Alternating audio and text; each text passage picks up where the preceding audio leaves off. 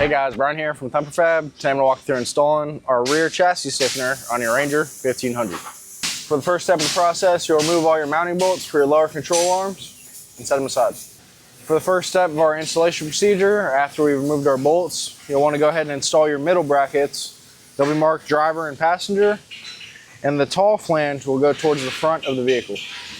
Once you have your middle bracket roughly in position, you'll go ahead and start your bolts from back to front, feeding them through the bushing collars and through your plates that make up the support brackets for the frame stiffener.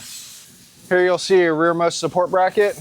These points will face the center of the vehicle. So you'll slide your bolt through the support bracket, into the frame, through your control arm, and through the middle bracket we installed previously.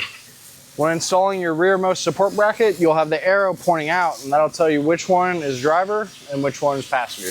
Here you'll see our frontmost support bracket. The hole will be offset. It'll be inset to the inside center of the vehicle. That's how you'll be able to denote driver and passenger. You'll place it in front of the front bushing collar on the lower control arm on the outside of the frame tab before capping it off with a lock nut. When you're installing your support brackets, you want to make sure and leave everything loose so you have all your bolts snug, then you can return, tighten everything evenly.